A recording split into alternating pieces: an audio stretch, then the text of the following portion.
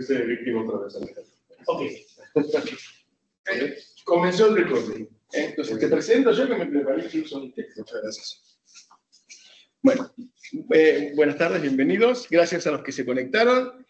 Es un gusto presentar hoy al doctor Salvador Elías Venegas Andraca, uno de los referentes iberoamericanos en computación cuántica.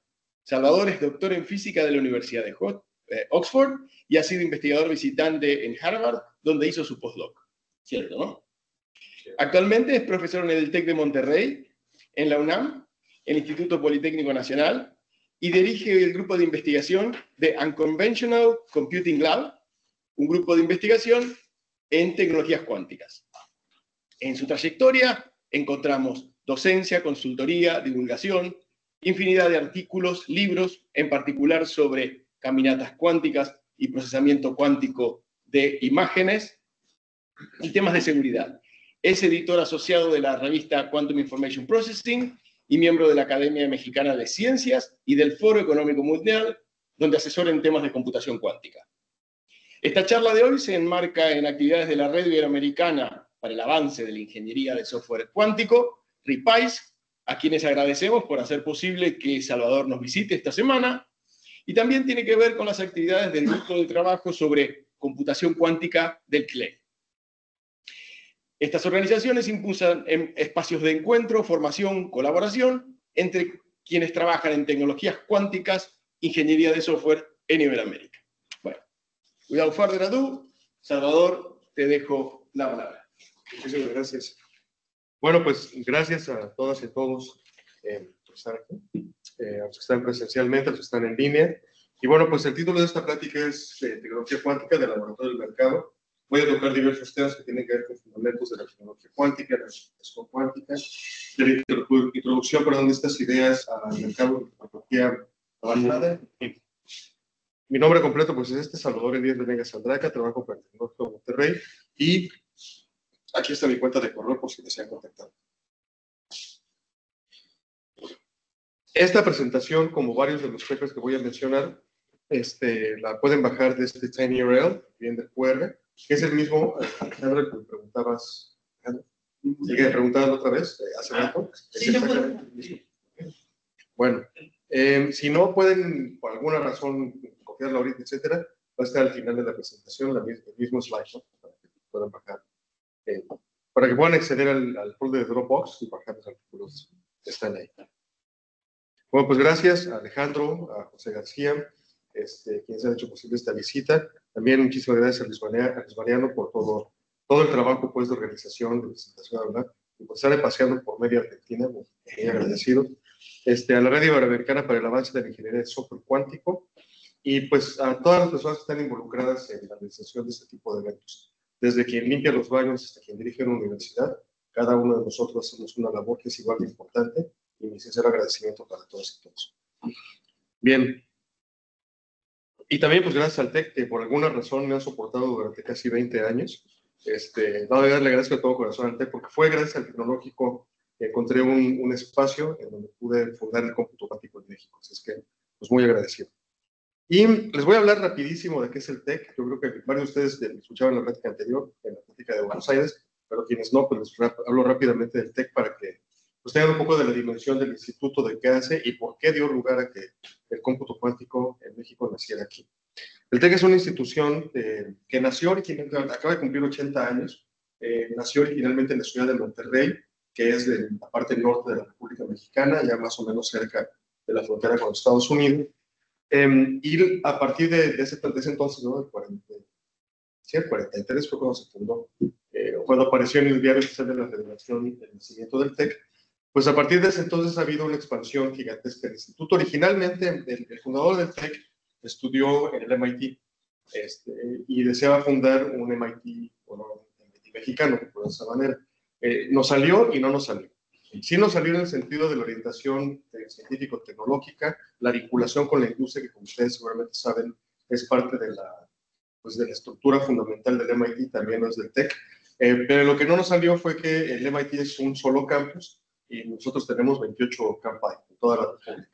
De los 32 estados, 26 de ellos tienen el campus del Tecnológico de Monterrey, para un total de aproximadamente 90,000 estudiantes, entre estudiantes de preparatoria, licenciatura y posgrado, y pues varios programas de posgrado. El TEC básicamente, el fuerte del TEC es la matemática y la ciencia aplicada y el desarrollo de la ingeniería de muy alto nivel. Tenemos también carreras como pues, Derecho, por ejemplo, Comunicación, Administración, que tienen también sus fortalezas y debilidades como toda organización, pero el nacimiento del TEC, en donde se ha enfocado una buena parte de los recursos para investigación, es en investigación en ciencia aplicada y en ingeniería. Bueno, con esto ya platiqué mucho del TEC. Luego tenemos un montón de alianzas, esperemos que ahora construyamos una más con la Universidad de La Plata. Pero tenemos también ya, anteriormente, tenemos una alianza estratégica muy importante con el MIT, con Cambridge y con varias otras universidades a lo largo y ancho. Creo que, si la verdad no me falla, aquí en América del Sur, con la Universidad de los Andes, con la Universidad Pontificia luego si es de Chile o Santiago de Chile, López. Bueno, pues bien, ahora, este es rápido mi grupo de investigación, hacemos varias cosas, pero diferentes temas de algoritmos cuánticos. Como les decía yo, fundamos el cómputo cuántico en México, y si desean ver los papers, etcétera, lo que hacemos, aquí está el portal del grupo.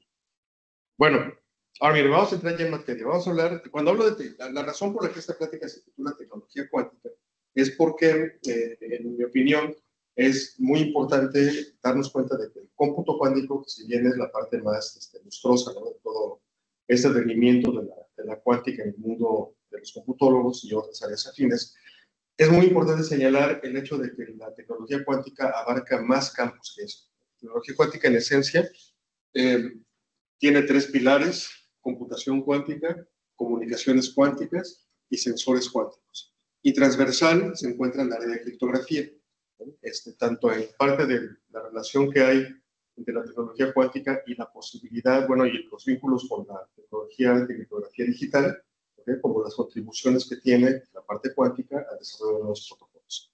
Pero voy a hablar de eso un poco más a detalle. Entonces, acuérdense de eso: computación cuántica, comunicaciones y sensores. La idea es construir un ecosistema de tecnología cuántica que recolecte información, la transmita y después la procese en computadoras cuánticas, no forzosamente únicamente en computadoras cuánticas, pero muy probablemente sean híbridos. La idea de que desde el nacimiento de la computación cuántica, no ha existido la idea de sustituir a las digitales por las cuánticas. Es uno de de las cosas mal entendidas de la tecnología cuántica en los medios. El objetivo no es sustituir nada. ¿Por qué? Pues porque hay varias razones. La primera de ellas es que Excel funciona muy bien en estas máquinas y no hay necesidad de hacer un Excel cuántico, al menos hasta donde sabemos, ¿no? Pero sí hay necesidad de hacer un tipo distinto de tecnología para buscar soluciones más eficientes o menos ineficientes, como lo queramos poner, para problemas NP completos o NP duros. Y ahí es precisamente donde entra la computación cuántica.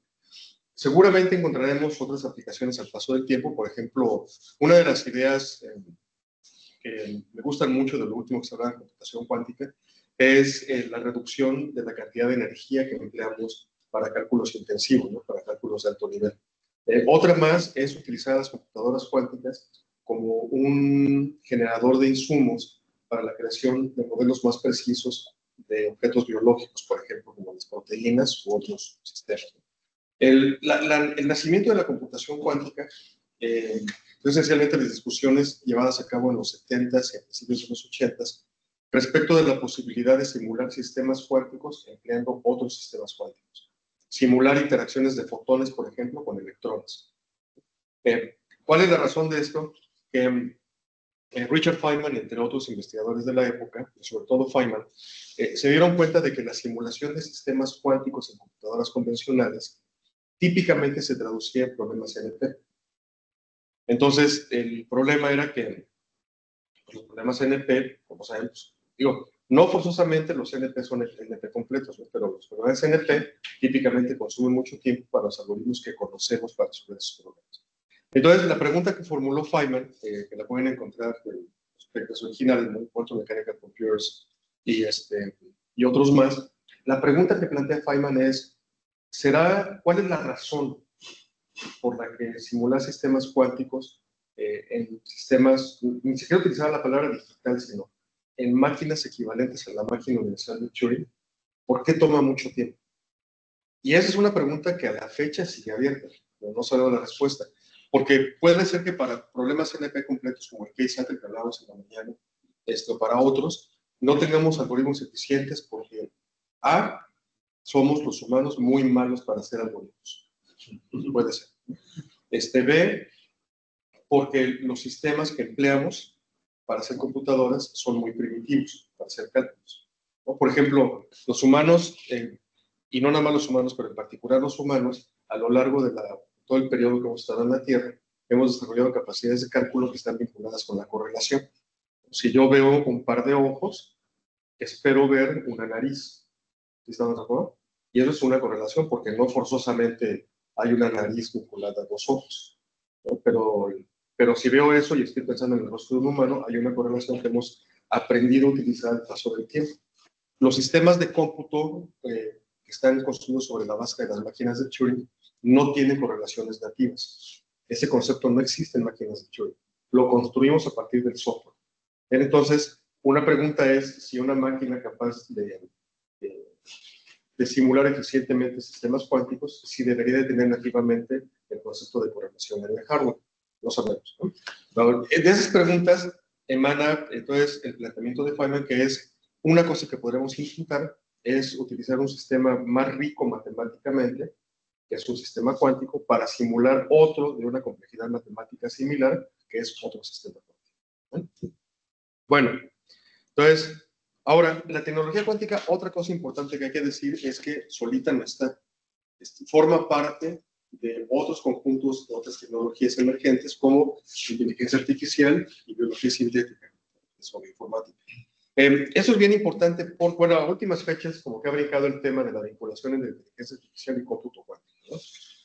Por ejemplo, una de las ideas que a mí más me gustan en esa línea, de las cosas serias, no del hype, sino de las cosas serias de la tecnología cuántica y la inteligencia artificial, es utilizar computadoras cuánticas para producir datos de sistemas físicos cuánticos, por ejemplo, de moléculas, de la interacción de moléculas, por ejemplo, QED, el trabajo por el cual Feynman ganó el premio Nobel, ¿no? La interacción de la materia con la energía. Pero si usamos una computadora cuántica para producir datos experimentales, ¿no? O sea, no son simulaciones ni son estimaciones, son datos que emanan de la naturaleza del sistema que estamos corriendo en una computadora cuántica, esos datos los podemos utilizar como insumo para un LLM, ¿no? Para una red neuronal convolucional, es decir, para un sistema de inteligencia artificial que entonces pueda, con base en datos de mayor precisión, generar resultados y predicciones de mayor precisión.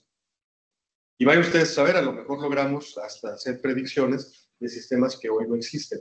Que ese es cuando yo entiendo, por lo que he estudiado en AlphaFold, esa es la gran limitante que tiene AlphaFold, que no podemos predecir estructuras de proteínas que no existen al momento, ¿no? Sino está todo construido sobre la base de lo que ya se conoce. Bueno, entonces, en este marco es que se inserta la tecnología cuántica. Yo lo que pienso es que estamos viviendo un periodo similar al de la época, los primeros 25 años, 30 del siglo XX, en materia de la generación de nuevas ideas, nuevas tecnologías, ¿no? Yo creo que, al menos de los textos que yo conozco, el que más me ha gustado que hable sobre esta vinculación es The Coming Wave, de Mustafa Soleyman, el director y fundador de DeepMind.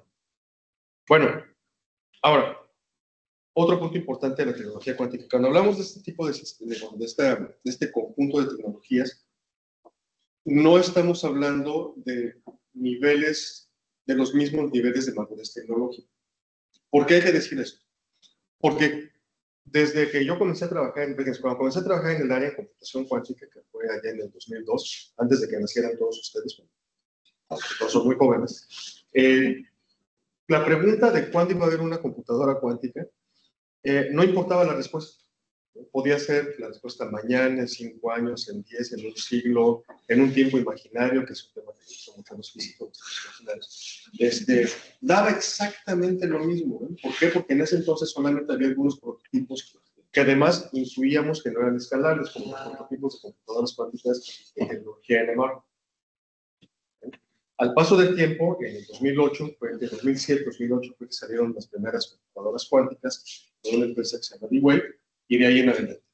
Entonces, pero ahora, desde que aparecieron las máquinas de D-Wave, o no, más bien desde que aparecieron las máquinas de IBM, por ahí de 2016, o sea, de que salieron a la luz pública, ha habido la gran pregunta de cuándo vamos a tener computadoras cuánticas robustas. ¿Qué significa eso? Las computadoras cuánticas actuales son máquinas que tienen cierto número de qubits. Un qubit es la unidad básica de procesamiento de una computadora cuántica, eso significa quantum bit. Y pues pueden tener cientos de qubits ahora, ¿no? Pero esos qubits no tienen un elemento fundamental que sí tenemos en computadoras digitales, que es protocolos de corrección de errores. Ahora, el hardware que utilizamos en las computadoras de hoy, en esta máquina, en esta laptop y todas las demás, tiene errores en los cálculos. Lo que pasa es que esos errores no los vemos porque los protocolos de corrección de errores son suficientemente robustos como para borrar ese problema, ¿verdad? Ahora, el desarrollo de esos protocolos de corrección de errores en el mundo digital pues tomó un tiempo, no salió de la noche a la mañana. Las primeras computadoras, las VAX, por ejemplo, ¿no? Las máquinas que utilizó Ritchie, por ejemplo, Dennis Ritchie para construir el lenguaje C, pues por eso es que ese hombre se merece un altar en la iglesia de la computación, ¿no? Porque hay que tener paciencia de santo e inteligencia de genio para hacer algo así con una máquina que se calentaba y se paraba, ¿no? Ahora sí que no eres tú, soy yo, ¿no? La máquina se paraba, se le subía 3 grados la máquina y se paraba y no funcionaba. Entonces, ese es el escenario más o menos que tenemos hoy con computadoras cuánticas.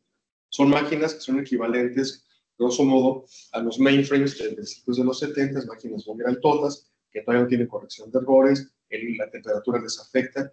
Ya ven que en física, cuando queremos meter a alguien el problema, hay que hacerle 2 preguntas. ¿Cómo funciona eso que está estudiando a una velocidad cercana a la velocidad de la luz? ¿Y qué pasa cuando la temperatura varía?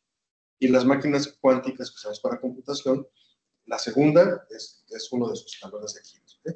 Ahora, el hecho de que estas máquinas no sean robustas hoy, en el sentido de que sí no son las supercomputadoras con GPUs, por ejemplo, no significa que no se puedan construir. Ese es otro mito que hay que quitar de la discusión. No existe ninguna razón para decir que las computadoras cuánticas no se pueden crear, ¿no? Lo que sí existe son problemas fenomenales de ingeniería y de física aplicada que debemos de resolver. Pero, ¿a qué nos dedicamos los científicos? A hacer posible lo imposible. Eso es lo que hacemos. Entonces, ahora claro, hay cosas que hasta donde sabemos no se puede hacer, como una máquina de movimiento perpetuo. No hacemos investigación en eso. Pero para la construcción de computadoras cuánticas no hay ninguna razón fundamental, no hay ningún no-go ni en la teoría cuántica ni en ninguna otra rama de la física. Entonces es un problema de dinero, de recursos y de ingeniería aplicada y de física aplicada, ¿no? Ahora, habiendo dicho eso, también es cierto que parte del problema de la comunicación, digamos, a los medios, es que hace 10 años, cuando preguntaban, oye, ¿cuándo va a haber computadoras cuánticas ya robustas? Nuestra respuesta es, pues, como dentro de 10 o 15 años. Y hace 5 años, perdón, decíamos exactamente lo mismo, dentro de 10 o 15 años. Y si ahorita le preguntan a un experto colega, pues probablemente les conteste exactamente lo mismo, ¿no? A lo mejor ya no decimos 15 porque ya son demasiado tiempo, pero sí 10. Vayan ustedes a saber cuándo vamos a tener ese tipo de máquinas. Lo que sí es muy cierto es que las compañías que producen computadoras cuánticas, pues cada vez tienen sistemas más avanzados y muy probablemente, de hecho hubo un anuncio, por ejemplo, de Quantino, sobre un protocolo de corrección de errores. Yo no lo he estudiado a detalle, no he tenido tiempo de estudiarlo, pero sí lo que salió, y conozco varios colegas que trabajan en esta empresa, pues somos una empresa muy seria. Lo que hacen de ciencia lo hacen bien. Entonces, este anuncio que hicieron, que si mal no recuerdo, lo pusieron en Nature, es un protocolo de corrección de errores que reduce significativamente la cantidad de qubits necesarios para hacer este tipo de cosas, para corregir errores. Así es que, bueno, la esperanza está ahí de que en algunos años lograremos tener esta tecnología. Pero hoy por hoy tenemos como un mainframe, el equivalente de un mainframe. Ahora, si nos vamos al área de, por ejemplo, de generación de números aleatorios, que es otra rama más cercana, pues sí, digamos que está como que entre la computación y las comunicaciones, con aplicaciones de criptografía, ahí tenemos sistemas cuánticos mucho más maduros. Hoy por hoy, si queremos un sistema, un chip que genere números aleatorios, se lo podemos comprar a ID Quantic o se lo podemos comprar a Quantinuum. O no sé si Quantinuum ya los vende, pero sí, de que tienen generadores de números aleatorios, los tienen. Un paper que escribí con ellos y con los colegas del Banco Interamericano de Desarrollo, hacemos uso de la tecnología cuántica de Quantinuum para generar números aleatorios. Entonces, y fueron de hecho quienes salieron, publicaron los primeros resultados sobre generación de números aleatorios certificados por sistemas cuánticos. Entonces, esa tecnología está mucho más avanzada en términos de madurez y de introducción al mercado que las computadoras cuánticas. Entonces, es importante saberlo. ¿Por qué? Porque, por ejemplo, para una universidad, la naturaleza de los cursos que imparto, que decidiese impartir sobre tecnología cuántica, podría estar orientada, al menos en parte, respecto de la necesidad de incorporación del estudiante al mercado laboral en el corto, mediano o largo plazo. Si uno, por ejemplo, si uno quiere trabajar siendo físicos o matemáticos, pero sobre todo físicos, que le gusta la parte experimental y quiere trabajar en la construcción de computadoras cuánticas, pues claro que va a haber un mercado, pero hay que tener claro que esa va a ser una carrera que se va a construir de manera distinta a cómo se construiría que trabajara con sistemas de generación de números aleatorios. Porque la madurez tecnológica de una y otra tecnología, pues las madurez son distintas. En consecuencia, su acercamiento al mercado también es distinto. Bueno, entonces acuérdense de eso. Sensores cuánticos, por ejemplo. Fíjense, ¿qué responderían ustedes a la siguiente pregunta? ¿Cuánto pesa un bit? No pesa. ¿Por qué no pesa? Es una construcción lógica. Exacto, es una estructura, es un constructo lógico, es algo abstracto. Nunca hemos visto caminando un bit por la calle. Los qubits tampoco es que los veamos caminar por la calle. Pero lo que sí es cierto es que cuando un qubit, por ejemplo, cuando un fotón, para el cual utilizamos la polarización del mismo como el sistema, la propiedad física en la que codificamos un qubit, esa propiedad física se ve alterada cuando el campo gravitatorio por el que pasa ese sistema también cambia, cuando cambia en el tiempo. Por eso es que decimos que los qubits sí pesan. No es tal cual la referencia, no, pero es porque una fuerza, en particular la fuerza de gravedad, un campo gravitatorio puede cambiar la estructura matemática del qubit. Bueno, y uno dice, bueno, pues, qué bueno, ¿no? ¿Y qué? ¿Eso para qué sirve? Pues para construir gravímetros cuánticos, sistemas de medición de cambios de campos gravitatorios. ¿Y por qué querríamos hacer algo así? Pues por varias razones, pero una de ellas, que tiene que ver mucho con la sociedad en la que vengo. En la Ciudad de México tiembla todos los días y tenemos un terremoto, pues, más frecuentemente de lo que quisiéramos, ¿no? Problema que compartimos con los colegas chilenos, ¿no? Y con muchas otras partes del planeta. Entonces, desde hace décadas he escuchado gente decir que es imposible construir modelos de predicción de terremotos. ¿Qué hacemos los científicos? Hacemos posible lo imposible. La pregunta es por qué está esa aceleración, por qué se asegura o por qué hay quien asegura que no es posible construir modelos de predicción de terremotos. Pues porque la ven muy compleja la matemática. Pues sí, pues que la ven compleja, no se no está. Pero también hay un problema que es la recolección de datos. ¿Cómo construir un modelo con base en el ground truth, en datos que sepamos que son ciertos, no inventados? Bueno, los colegas japoneses acaban de poner una red gigantesca de sensores para recolectar datos de terremotos, etcétera. Pero el punto es que la combinación de la recolección masiva de datos experimentales, utilizando gravímetros cuánticos, utilizando sistemas cuánticos que cambian cuando cambia el campo gravitatorio, podría ser un elemento útil en la construcción de mejores modelos de descripción y predicción de terremotos. Lo mismo sucede con las erupciones volcánicas, que también, de nuevo, cerca de la Ciudad de México tenemos un volcán activo, el Popocatépetl, que a veces se pone medio roñoso, ¿no? Generalmente cada 6 meses, ¿no? A él le decimos Don Goyo de cariño. Y Don Goyo, pues, tiene una fumarola que a la Ciudad de México, por ejemplo, cuando sí se pone intenso Don Goyo, llega, por ejemplo, la ceniza volcánica. No sé si ustedes tienen experiencia con eso, pero la ceniza volcánica es pesadísima. Sí. Si no la quitas, puede terminar dañándote el techo de la casa. Entonces, pues, hay que quitarla. Y en fin, ¿no? Tiene una serie de problemas también para los aviones, que es un rollo, ¿no?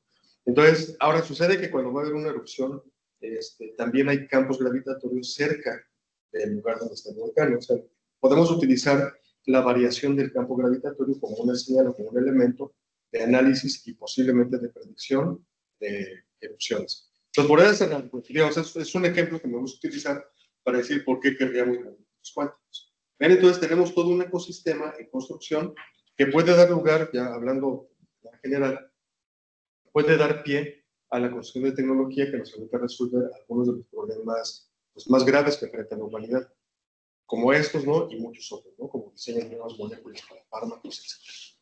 Bueno, ahora el cómputo cuántico es una disciplina que ya lleva varios años en la transición del laboratorio al mercado.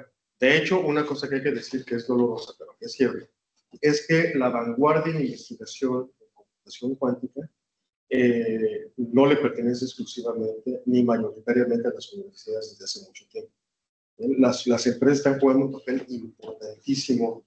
Eso, digamos, no es equivalente, pero sí más o menos proporcionalmente similar a lo que está pasando con la inteligencia artificial actualmente, ¿no? Que los grandes desarrolladores de las ideas y de la tecnología están del lado empresarial. Pues eso se ha dado en buena medida porque el cómputo cuántico es ya lo suficientemente maduro como para tener ramificaciones importantes en áreas como ciberseguridad, inteligencia artificial, machine learning, que es el hot topic del momento, geometría computacional, procesamiento de imágenes y un montón de cosas más. Oye, yo comienzo a hablar y puede llegar el día de mañana y no paro. No sé cuánto tiempo más tengo. Media hora más. ¿Sí? Sí, ¿te dejan hablar media hora más? Este es el slide como 20 y tengo como 150. Es que sí. ¿Vamos a hacer una pregunta? Sí, claro. Decías que los japoneses montaron un sistema muy complejo de sensores, no necesariamente cuánticos, entiendo. Buena pregunta, no lo sé. Bueno, más allá de eso, imagínate que sean cuánticos y lo que sea. La ventaja cuántica, de alguna forma, más allá de la precisión, ¿conoces alguna línea que tenga que ver con el modelado? Porque decías que, además de ser muy difícil la toma de muestras y, bueno, no sé, los sensores cuánticos son muy sensibles, etcétera, decías que es muy complejo modelar la dinámica detrás de un terremoto o de una reacción mecánica. ¿Habría alguna ventaja utilizando algún algoritmo de procesado cuántico a la hora de modelar sistemas complejos? La respuesta es no sabemos. ¿Vale? Nadie sabe del planeta.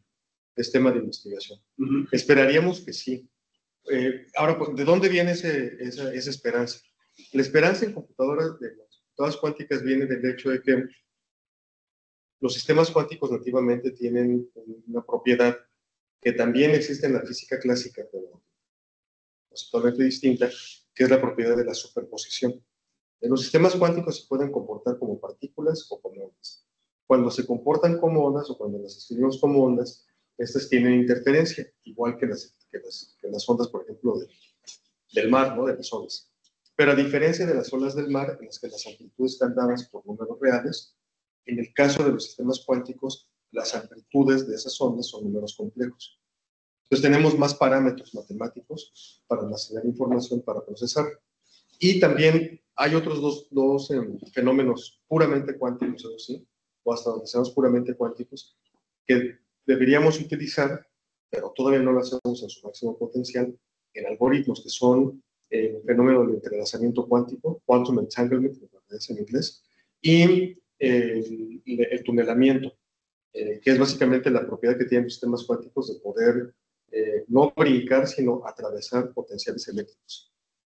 Cosa que solamente existe asociados en la mecánica, bueno, en el mundo cuántico. Entonces, ahora, ¿qué es lo que sucede? No, la perspectiva aquí es súper importante. La ciencia computacional es la disciplina, es la rama más nueva de la ciencia. El fundador del área, Alan Turing, hace poquito cumplió 100 años de haber nacido. Y la computación cuántica es la rama más nueva de esa rama nueva. Entonces, es mucho lo que desconocemos. Y esa es una de las muchas cosas que desconocemos, exactamente cómo se hace. Ahora, eso está vinculado con un tema que voy a tocar, espero yo, con el tiempo, y si no lo menciono ahorita, con el desarrollo de herramientas. ¿Qué quiere decir con eso? Adelante. Sí. Dígame. Sí, efectivamente ciencia cuántica ya tiene 125 años oficialmente, desde la época de la física cuántica en 1900, 1925, la mecánica cuántica y demás.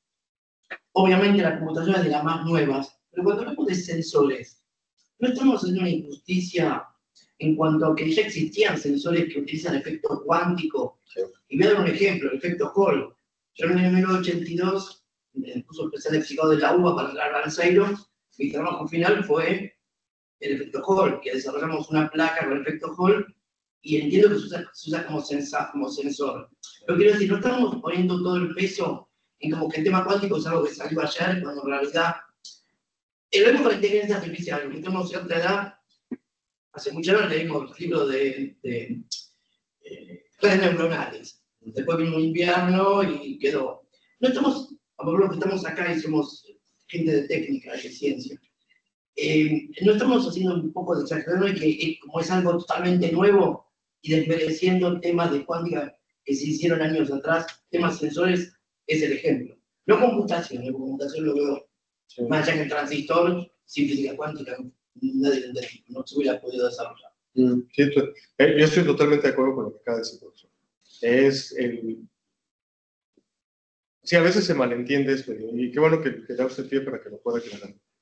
Esta es digamos, en el mundo de los cuánticos, computólogos y de comunicaciones, a esto lo llevamos la revolución 2.0 de la cuántica. ¿Por qué? Porque hay una generación de instrumentos, de desarrollos, que efectivamente pertenecen a una primera etapa de aplicaciones de la mecánica cuántica, como sensores, el láser, imposible de construir sin mecánica cuántica, los semiconductores en general, imposible de entender sin mecánica cuántica. Sí, totalmente de acuerdo con usted. Sí, y si sí se entendió, le pido que me disculpe porque no era mi intención. Pero el objetivo de esto es más bien hablar de lo que estamos produciendo en tiempos recientes, ¿no? Sin demeritar, por supuesto, lo hecho en años pasados. ¿Quería decir algo más, pero? No, quería eso, que a veces parece, digamos, en la jerga popular el tema cuántico se usa para muchas cosas, el tema espiritismo, Bien, ¿no? el libro que habla de campos cuánticos, habla de campos magnéticos. Entonces lleva mucha confusión. Entonces es bueno que se salga a aclarar eso, ¿no? Porque parece que fue lo que fue ayer. El tema de computación efectivamente es verdad, ¿eh? Pero el tema uso de la cuántica, el transistor, no nació con la física cuántica. Claro, sí, No sí. tiene inexplicable la física de estado sólido. Así es. Sí, totalmente de acuerdo con usted. Gracias por la puntualización. Y sí, también el uso de la cuántica en cosas esotéricas, no me yo le platicar, me han ofrecido hasta darme masajes cuánticos. No me quiero imaginar cómo va a ser eso, ¿no? Prefiero no saber. Y ¿dónde? ¿Dónde termina el masaje? No quiero saber, es que no les quiero preguntar, porque no les tengo ideas, ¿no? Pero además, fíjense, también hay en una tienda, en una cadena de tiendas muy conocida en México, mi nombre no voy a decir porque me cobra regalías en medio de la misma. Tienen, esta cadena de tiendas es muy conocida por varias razones. Una de ellas es porque su café es muy malo, y la otra porque muchos los utilizamos para ir al baño. Entonces, en el baño, pues, porque hay muchísimas en los baños de este Sacha, organización comercial, hace tiempo pusieron, un poquito después de la pandemia, porque tiene una sección de libros que la verdad es bastante buena, ese sí es bastante bueno. Y pues promueven los libros en donde pueden, ¿no? Entre ellos en el baño, porque ¿cuál es el lugar favorito para leer? Pues uno de ellos es el baño, ¿no? Entonces pusieron unos carteles, y entre los carteles que pusieron, pues había libros de Paulo Coelho, también había otro que decía coaching cuántico. Whatever that means, ya no le sigo, ¿no? Pero va muy en la línea de lo que quieras decir. Bueno, ahora, ¿qué me refería con las herramientas? Miren, esto fue una cosa de la que estoy platicando brevemente en la Academia Pontificia de Ciencias en el 2023. Estas son 3 formas de escribir Hello World. Lo que tenemos a la izquierda es nada más y nada menos que el sacrosanto lenguaje ensamblador que todo computólogo bien educado debería de conocer, ¿no? Varias líneas, ¿no? Para Hello World. Aquí tenemos la línea que en Python imprime Hello World. Y aquí tenemos en Minecraft cómo se hace Hello World, ¿no? Eso es un ejemplo de lo que se llama Serious Games, ¿no? O gamification de la programación. varios alumnos míos en el Tecnológico de Monterrey exploran y utilizan este tipo de herramientas visuales para programar, ¿no? Porque muchas de ellas son Turing completas. Entonces, son espacios interesantes para programar, pero con una lógica distinta, una lógica mucho más cercana, digamos, al juego mediante lo visual. Si hiciéramos este mismo Hello World en un LLM, le diríamos, actúa como máquina, como computadora, e imprímeme Hello World, y tan. Entonces son 4 formas de hacer exactamente lo mismo. ¿Cuál de ellas es la más difícil? La del ensamblador. ¿Estamos de acuerdo? Y la más fácil, pues, es la del LLM, porque esa es tan fácil que inclusive una persona que no fue formada en las ciencias computacionales puede ordenarle a una máquina hacer esa impresión, ¿me explico? Entonces, ¿por qué señalo esto? Porque en el diseño de soluciones avanzadas para problemas complejos necesitamos herramientas que sean útiles. ¿No? Necesitamos una herramienta, no un problema adicional al problema que quiero resolver. ¿No? Si yo quiero clavar un clavo utilizando un desarmador, buena suerte. Necesito un martillo. Aquí es igual. Entonces, el desarrollo de estas herramientas es un tema pendiente en computación cuántica. ¿Por qué? Pues porque, de nuevo, tiene poco tiempo de existir. Digamos, de los 80s, que fue cuando nació el cómputo cuántico, a más o menos 2010, el foco estuvo, sí, más o menos como 2010, 2009, el foco estuvo en entender cómo construir algoritmos cuánticos a partir del modelo de circuito. Y después vinieron otros, ¿no? Como las caminatas cuánticas, etc. Pero el modelo de circuito es el equivalente de hacer esto. ¿Estamos de acuerdo? E inclusive, esto es un nivel todavía arriba, ¿no? Esto ya es abstracción, ¿no? Está trabajando con puertas AND, OR, NOT, el equivalente de eso en el mundo cuántico. Entonces, claro, pues sí podemos avanzar, sí, pero a ver, díganme, ¿quién va a ser así el valiente que escriba el equivalente de un manejador de bases de datos relacionales en circuitos cuánticos? No. Eso está complicado, ¿estamos de acuerdo? Entonces necesitamos herramientas. Parte de la respuesta de cómo llegar a estos modelados sistemas complejos pasa por aquí, por la necesidad de construir estas herramientas. ¿Qué sería ahí como algo quantum Turing complete, ¿no? Pues más bien serían herramientas que le permitan al programador concentrarse en la solución del problema.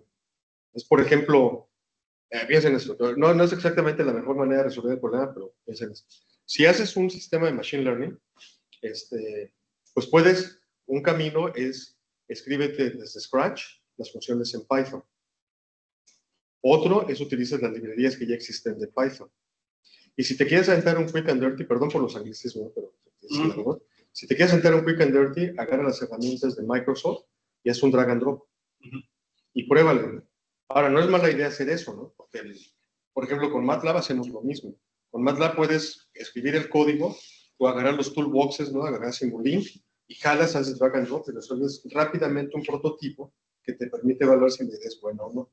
¿Cuál es la diferencia? O sea, son equivalentes las dos formas.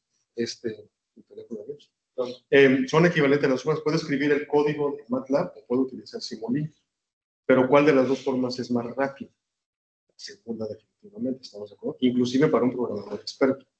Entonces, a eso me refiero más bien. Las características técnicas de cada plataforma deberían de ser equiparables, ¿no? Al Turing Complete en ambos casos. Pero la forma en la que construimos la solución, esa es la que marca la diferencia. Porque si mira, yo pienso esto, a los países los fundan héroes. Por eso los tenemos en altares, ¿no? Pero ¿quiénes los construyen? Los que van de 9 a 5 a trabajar. ¿Estamos de acuerdo? Y si tú tienes un periodo ingeniero cuántico, ¿no?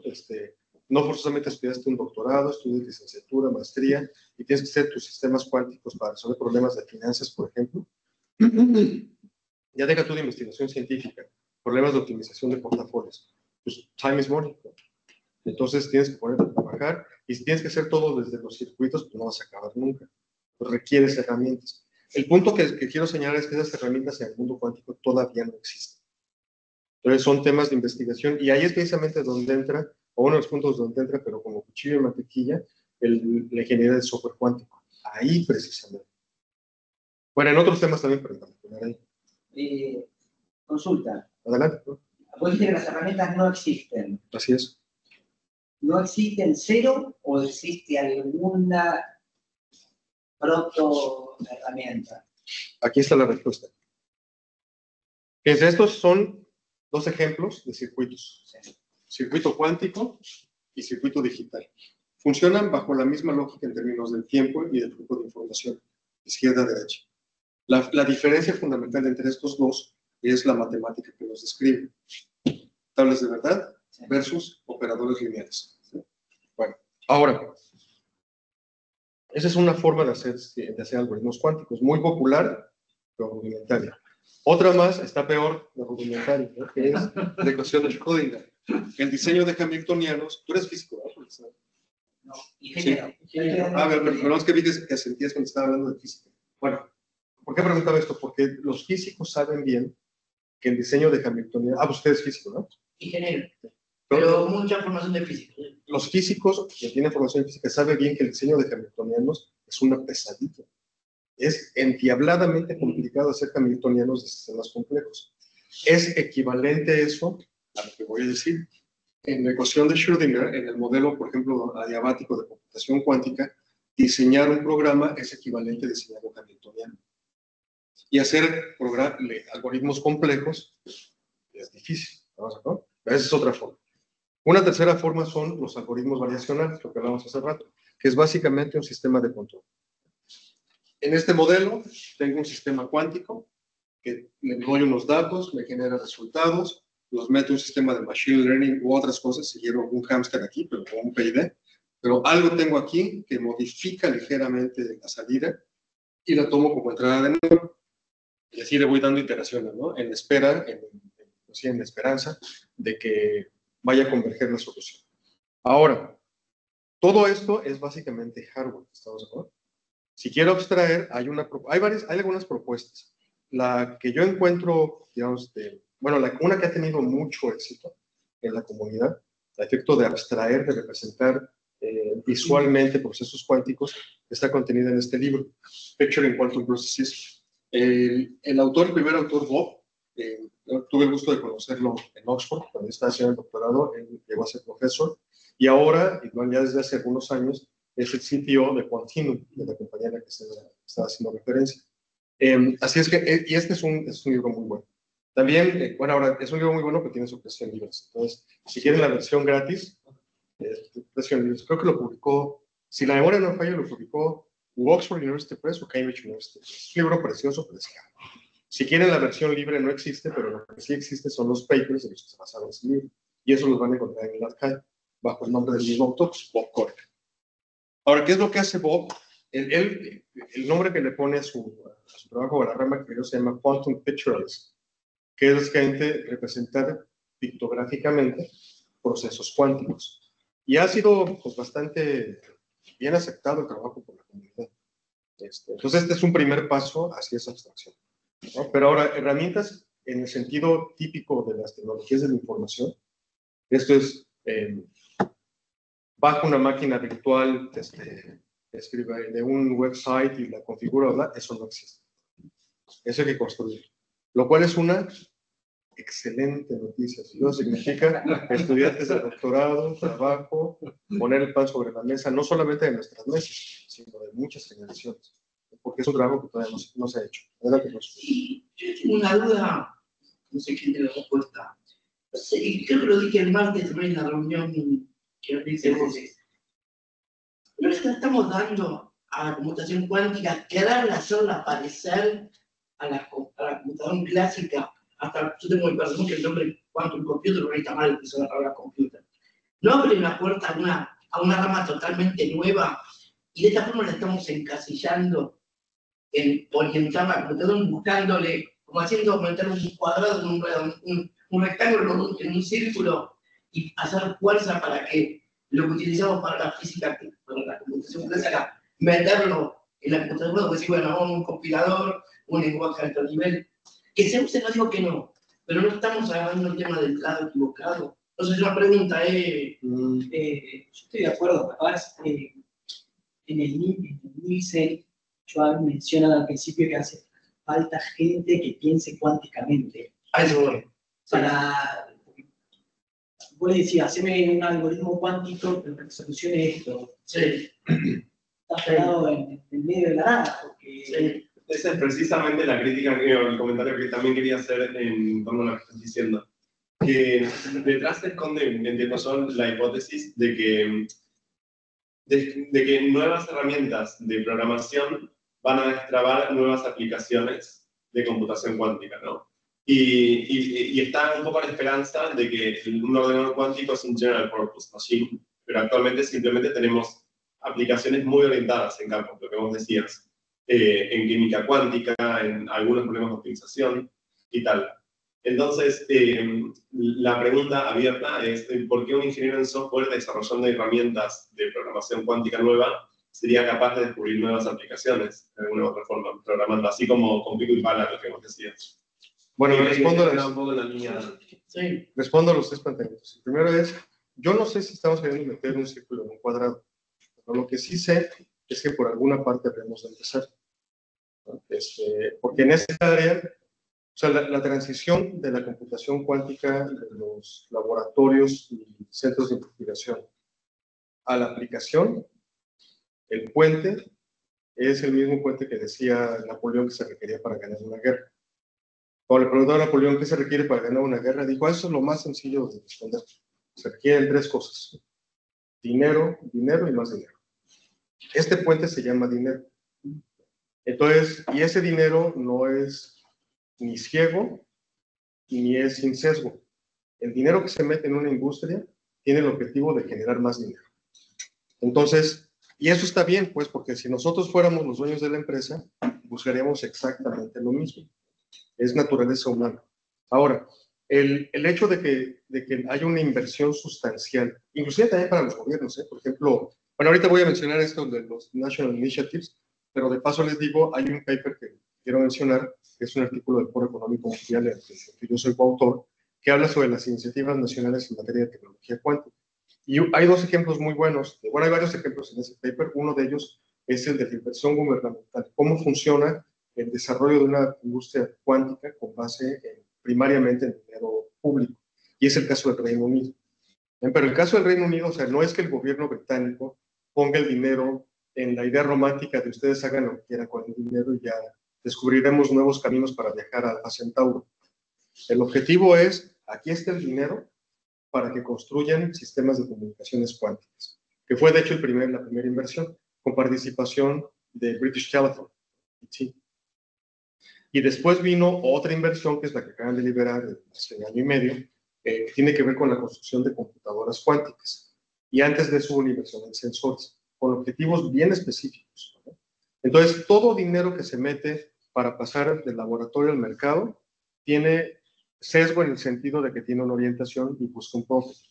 Ahora, si eso, digamos, por ejemplo, las computadoras cuánticas que hay hoy, que eso hay que aclarar, las computadoras cuánticas que hay hoy no son de propósito específico todas. Las máquinas de D-Wave sí son máquinas de propósito específico, son máquinas de optimización. Pero las máquinas de IBM y la de Google, etcétera, son máquinas de propósito general. Esto es, cumplen con las características de la Universal Quantum Turing Machine. Ahora bien, que tengan aplicaciones específicas, pues sí, porque dime de un algoritmo que no sea específico. Eso no existe. Todos los algoritmos tienen un objetivo específico, absolutamente todos, no hay ninguno que no. Los objetivos, los algoritmos de ordenamiento que buscan ordenar. ¿Lo hacen de distintas maneras? Pues sí, pero buscan ordenar. Ningún algoritmo de ordenamiento emite palabras de texto, o sea, palabras o emite texto. Lo puedes usar para eso, pero no eres el objetivo primario. Entonces, pero las computadoras cuánticas, insisto, generales lo son, universales lo son. Ahora, pero respecto del Lindsay Alan, el Lindsay Alan, la última edición de ese libro es en 2010. No es un mal libro, es un gran libro. Yo tengo el honor de conocer a Michael Nielsen en persona, es un tipazazo, es un gran investigador a quien le debemos mucho en el área. Pero Michael ya no trabaja en el área. Isaac Chong sí, sigue en el MIT, pero está haciendo otras cosas, ya no está escribiendo libros, o ese libro en particular. Entonces, el Nielsen and Chong es un gran libro para aprender computación cuántica, si eres físico. Si no eres físico, sí vas a tener problemas para aprenderle porque asume que sabes lo que sabes. Sí, es verdad eso. Sí, eso sí. Pero no es un buen libro para buscar las últimas aplicaciones del área, porque pues, fue en 2010 y es una área que avanza muy rápido. Ahora, para redondear. 2 minutos. No, un Sí. comentario para engancharme a la conversación. Yo pensé que estáis diciendo ya. No, también, no.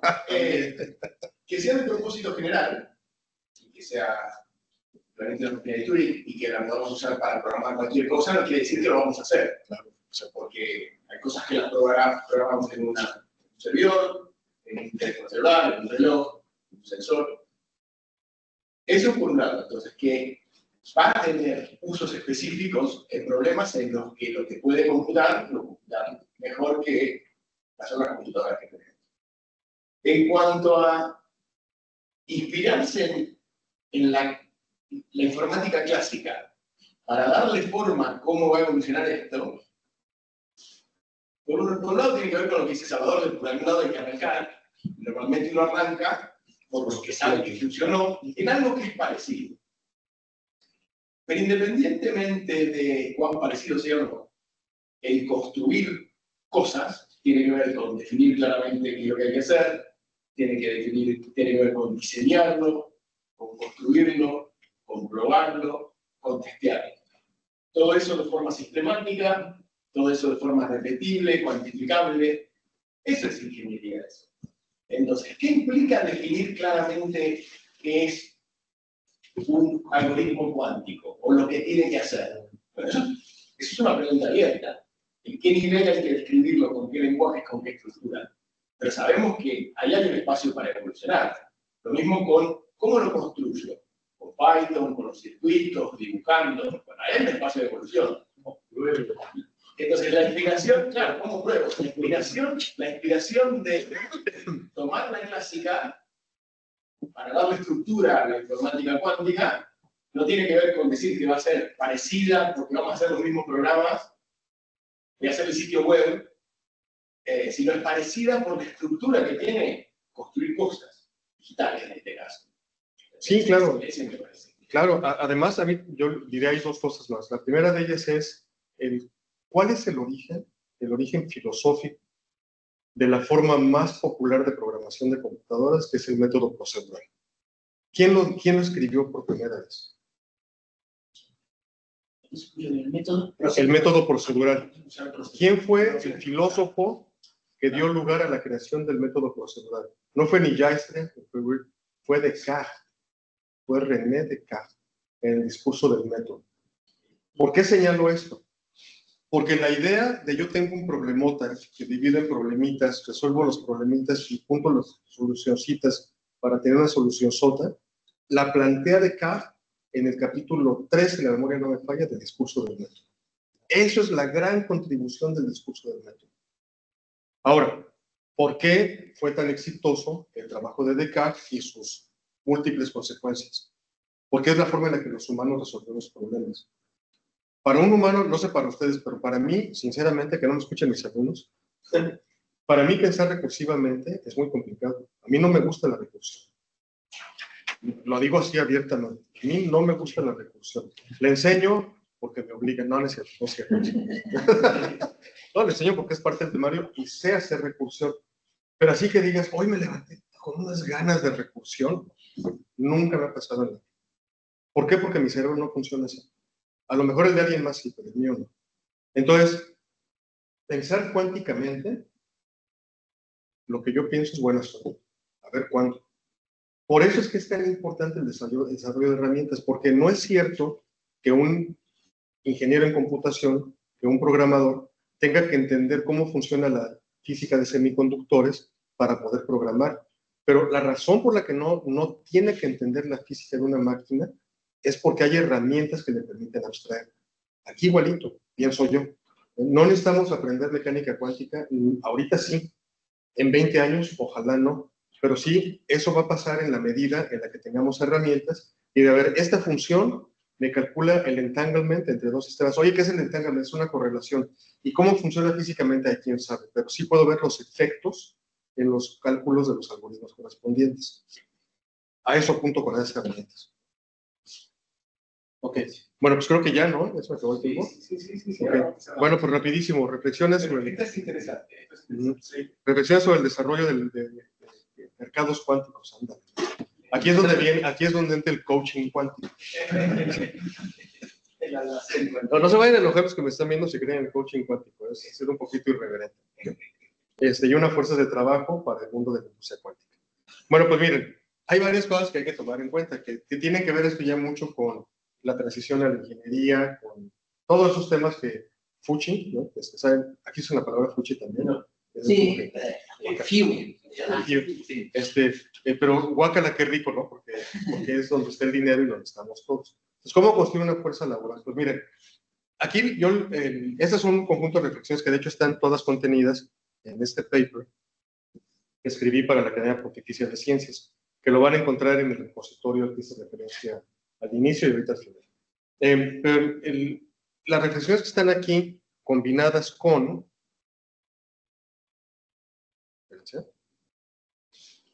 las que se encuentran en este paper de Quantum Economy Blueprint, que también está en el repositorio al principio, son un buen inicio, en mi opinión, para poder identificar de qué manera una región, un país, Juan Pérez o Salvador Benavides se pueden insertar en el mundo de la tecnología cuántica. Que la verdad, o sea, hay mucho que decir, pero sobre todo partir de la base del sentido común. ¿Qué quiero decir con eso? Todos aquí, en algún momento de nuestra vida, muy probablemente más temprano, en una etapa temprana de nuestra existencia, nos dimos cuenta de que éramos los mejores en matemáticas de nuestra generación, o muy cercanos a ser los mejores. Supimos que sabíamos aprender ciencia, que teníamos las habilidades para eso, ¿no? Ciencia o ingeniería. Y la combinación de soy bueno para esto y me dedico a hacerlo, nos convirtió en lo que nos convertimos para el nivel que ocupemos en la vida. ¿Por qué digo esto? Porque la misma lógica se tiene que aplicar para una región, un país, un estado, que uno quiera para insertarse en la cadena de valor de la tecnología cuántica. Una herramienta muy buena para esto, que es una herramienta básica de administradores y de economistas, es un FODA, un análisis de fortalezas, oportunidades, debilidades y amenazas. Yo soy bueno haciendo matemáticas, ¿no? Es una fortaleza. Y también soy malísimo, pero malo como la carne de marrano mexicana, porque sé que es muy buena, pero mala como la carne de marrano mexicana para jugar fútbol. Entonces no me dedico al fútbol, ¿estamos de acuerdo? Y si se requiriera jugar fútbol para ser científico, pues estaría agregado y me tendría que ir a otra disciplina porque soy malo para eso.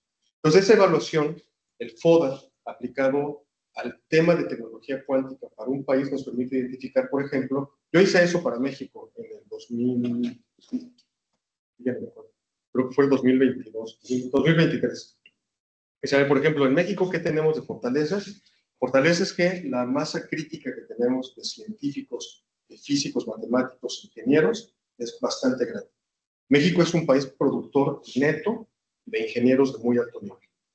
La segunda nacionalidad representada, la segunda nacionalidad más abundante o más representada en Silicon Valley, extranjera, la primera son los indios y la segunda es la mexicana. Entonces, esa es una gran fortaleza nuestra. Debilidades, pues tenemos varias, ¿no? Y, por ejemplo, la poca coordinación o poca alineación que hay entre los objetivos del gobierno y los objetivos de la academia. En particular, por la muy severa crítica que llevó el gobierno mexicano, del actual y de pasados. Entonces, el hecho es que el gobierno está pensando en financiar unas cosas y los científicos sabemos que hay que financiar otras, pero no nos hablamos, o hablamos muy poquito, por razones históricas. Entonces, es una debilidad, ¿no? Porque sin inversión gubernamental no hay forma de construir una rama de la tecnología avanzada.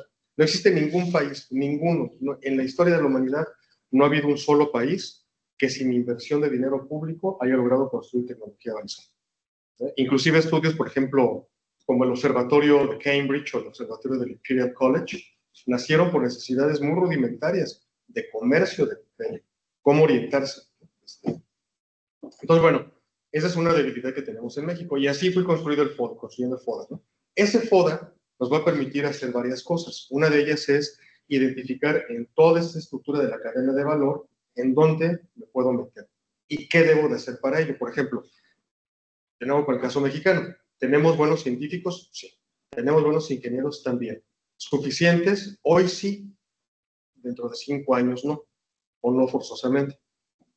Entonces, ¿qué hay que hacer? Pues hay que educar, ¿no? Pero ¿educar cómo? Porque si esperamos que en la industria de la tecnología cuántica, por ejemplo, en materia de sensores, todos los que ingresen a la industria que construiríamos de alrededor de esa noción, tengan que ser doctores en física, pues mala idea no es, ¿no? Digo, hacer un doctorado es lo mejor que le puede pasar a una persona, ¿no? Pero el doctorado no es para todos. ¿Por qué? Porque en un doctorado pues, tienes que hacer una inversión sustancial de tiempo, energía, renunciar a ganar el dinero que estarías ganando en la industria de otra suerte.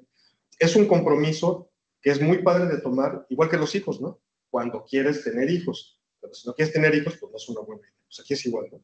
Pero si queremos construir una fuerza de trabajo, acuérdense, los países los fundan héroes y los construyen los que van de 9 a 5 a trabajar.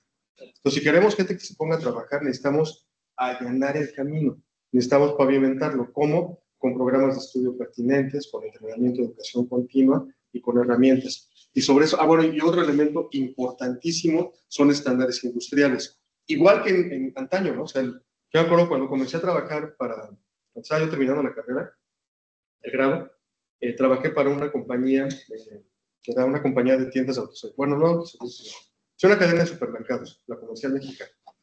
La Comer en ese entonces era una compañía muy grande, un montón de tiendas por toda la República, bla, bla, ¿no? Y mi trabajo era desarrollar sistemas para el Departamento de Recursos Humanos. Y más terrenal no se puede, ¿no?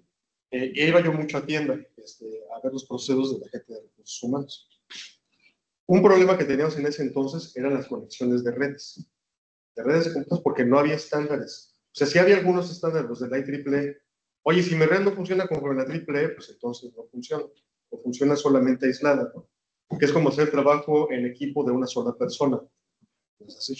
Entonces, la construcción de estándares es fundamental para que podamos conectar computadoras cuánticas en la lógica de plug and play, en los ecosistemas, perdón, de tecnologías de la información que ya tenemos y que necesitamos que convivan. Bueno, entonces todas esas cosas están por hacer. ¿Ven? Hay un grupo de la IEEE que trabaja en estándares, es un grupo pequeño, no tiene mucho impacto hasta el momento. La ACM creo que todavía no tiene, que yo recuerde, no tiene un grupo de estudio de estándares, así es que pues hay una oportunidad. ¿No? ¿Quieres decir algo, no? Después. Ok. Termino y vamos con las preguntas. Ok, gracias. Bueno, ahora, iniciativas nacionales es el nombre que se le pone, puede ser regional o de estado, como lo quieras, ¿no? Pero iniciativa de una región, de una parte física, de un territorio. Este concepto es muy importante porque en él se engloban la idea de tener a la industria, a la academia, al gobierno, la triple hélice, o bueno, ahora hay modelo de 4 hélices o de 50 hélices, eso no importa. Lo que importa es que todos los stakeholders, todos aquellos que están interesados en el área, puedan trabajar en un ecosistema común. Y ese es el nombre que le ponemos a ese ecosistema, iniciativas nacionales. En América Latina, el único país que tiene una iniciativa nacional declarada son los colegas brasileños. ¿No? México está más o menos cerca de eso, pero todavía no la tenemos, por nuestras debilidades, no por nuestras fortalezas, y así para cada uno de nosotros. Entonces, aquí hay, por ejemplo, las capacidades de Argentina en materia experimental es una gran fortaleza. Es una gran fortaleza. Y que cuenten con colegas como Federico, que tiene mucho empuje, es también una gran fortaleza, pero todavía no tienen una iniciativa nacional. Entonces, la idea de eso es precisamente identificar qué nos falta para poder avanzar y encontrar en qué parte cabemos y de qué manera nos beneficiamos. No sé cómo sea el tema de propiedad intelectual aquí en Argentina. En México, la propiedad intelectual durante los primeros 80 años del INPI, del Instituto Mexicano de la Propiedad Industrial, fue básicamente marcas. Las patentes se volvieron, digamos, gradualmente más importantes a partir del ingreso de México al primer tratado internacional que se llamaba el GATT, un tratado de comercio. La inserción de México en el mercado internacional, tenemos más tratados que Cactus en el centro de la República. Tenemos un montón de tratados. Ustedes cojan con quién y tenemos un tratado de libre comercio. Eso nos obligó, y para bien, a que tuviéramos una ley de propiedad intelectual más seria, competente, ¿no? Y hoy por hoy, una cosa que hay que decir del gobierno actual, sí, palomita, es que sí hay un trabajo serio en el fortalecimiento de los procesos de patentamiento, en el financiamiento de esto, ¿no? Y en la protección de derechos intelectuales, de propiedad intelectual. Eso es fundamental. ¿Por qué? Porque si yo quiero que mi país, que mi región, ¿verdad?, se inserte en el tema de tecnología cuántica, como nadie lo tiene todo, voy a necesitar hacer comercio e intercambio de tecnología, pues con Estados Unidos, con Canadá, con Australia, con Japón, con Argentina, con Brasil, etcétera, y necesito proveer de los medios para que todos nos sintamos seguros y a gusto haciendo esa negociación, compartiendo información. De ahí lo del tema de propiedad intelectual. Y bueno, ya para terminar, algo que en términos de educación valdría la pena que tomáramos en cuenta son algunas lecciones del pasado. Por ejemplo, yo he estado metido durante ya varios años en el tema de energía solar. Tengo una compañía chiquita de instalación de sistemas de energía solar y he tomado algunos cursos de esta tecnología para calentamiento de agua, sobre todo en los Estados Unidos. Y una cosa que a mí me llamó mucho la atención desde el primer día en que fui a estos cursos era que varios de los asistentes, ¿no? Digo, yo ya era un hombre de 40 años, 38, cuando comencé en ese negocio, pero veía yo como compañeros gente de 50, 55, ya de mi edad, ¿no? De la actual. Dice, pues qué raro, ¿no? Y no, no es nada raro. Es que esas personas tenían por característica que habían sido, eran veteranos de guerra, que habían tenido una formación técnica, ingenieros de campo, ¿sí? Y que al ya no estar activos en el mundo militar, utilizaban sus hard skills en otra área, ¿no? En una transferencia de conocimiento. Y encontraban que el área de energía solar pues, era bastante promisoria para ellos, ¿no? Algo así podemos ser. De hecho, yo tengo el honor de impartir cursos de computación cuántica en Estados Unidos desde hace ya varios años, cada enero y a veces cada mayo, para una organización que se llama la SPEI. Es una sociedad de ingenieros en óptica. Entonces, los cursos que doy de computación cuántica cada año, bueno, esta sociedad está, es básicamente, es muy popular entre ingenieros científicos que trabajan en la industria, y particularmente en la industria militar. Y la gran mayoría de los asistentes a los cursos que imparto tienen un perfil similar al que yo encontraba en energía solar. Con gente que hace la transferencia de conocimiento, ya sea porque dejaron de trabajar en la milicia o porque intentan expandir, pero ya sobre la base del conocimiento previamente adquirido. Entonces es una cosa que suena interesante porque si vamos a invertir el tiempo para que todos desde la primaria hayan leído a Bertrand Russell y sepan cuántica, ¿no? Y no vas a acabar nunca, ¿no? Necesitamos acelerar el proceso y ese puede ser un cambio. Bueno, pues yo creo que con esto termino. Nada más menciono que hay varios papers del Foro Económico Mundial de vinculación a diferentes áreas de la industria que valdría la pena que le echaran un ojo. Todos los van a encontrar en el repositorio que puse.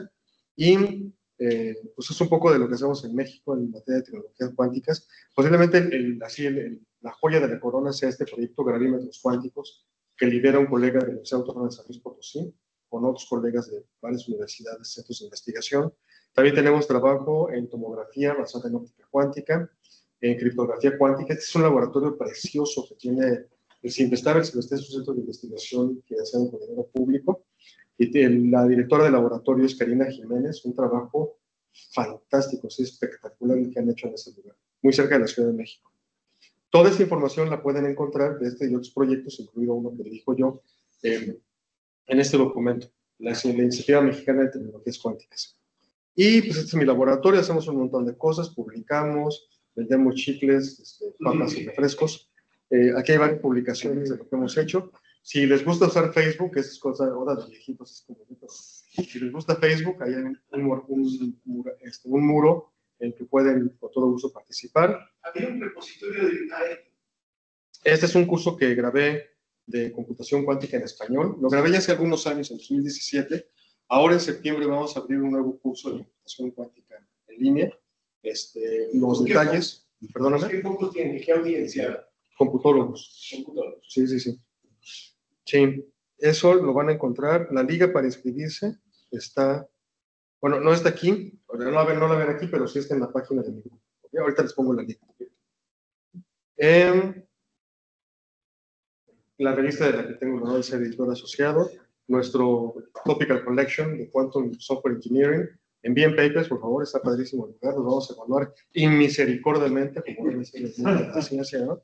Así es que todo paper que se publica ahí va a tener punch. La red iberoamericana, ¿no? Forma parte de ahí mi grupo, el grupo de computación cuántica del CLEI, también hace posible esta reunión, a quien agradezco estar aquí. El World Quantum Day, el 14 de abril, no lo olviden, cada 14 de abril. y este año es el Año Internacional de la Tecnología Cuántica. Ahora, conclusiones. Aquí sí me voy a tardar. Miren, la de la izquierda, es la primera computadora que programé en mi vida. Una Timex Sinclair, tenía yo 9 años, 2 kilobytes de memoria, incluyendo el expansor, que era este. Se conectaba a la televisión. El almacenado de la información se hacía vía modem a una casetera. Así de esos cassettes que le daban una vuelta de cinta de ferromagnética. Ahí programé un Pac-Man. Así fue mi orgullo, porque sí fue todo un rollo programado. Este es el procesador de la primera computadora cuántica a la que tuve acceso. Es una máquina D-Wave. Entre estos dos hay 35 años de distancia, ¿no? de diferencia entre ellos. La enseñanza que tengo de aquí es cómo poder sobrevivir al mundo de tecnología que cambia constantemente. Pues irónicamente es go back to the basics.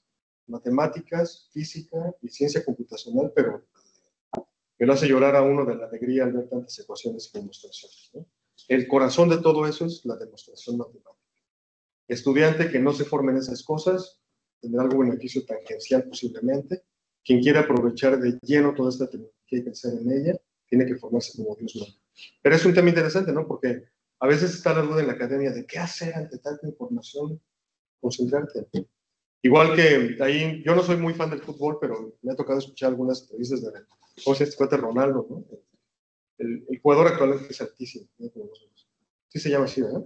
Sí. Bueno, Hay dos jugadores de Ronaldo. uno es brasileño, ¿no? Y el otro es portugués. Me refiero al portugués. Sí. El portugués en las entrevistas que da dice, oye, pero ¿cómo le has hecho para llegar hasta donde has llegado? Es muy fácil y muy difícil.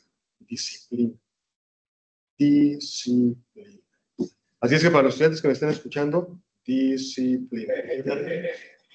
Bueno, y por último, que usando tecnología podemos destruir un país, podemos destruir una región, podemos destruirnos a nosotros mismos o podemos construir un mundo mejor. Y entiendo que ese es mucho el sentido del IFE y mucho el sentido del trabajo que yo hago y por eso lo pongo aquí. Y pues les agradezco muchísimo su atención. Aquí están las ligas, en particular la del grupo de conventionalcomputing.org, que es el grupo de investigación, y aquí el QR para que puedan bajar los archivos. Muchas gracias.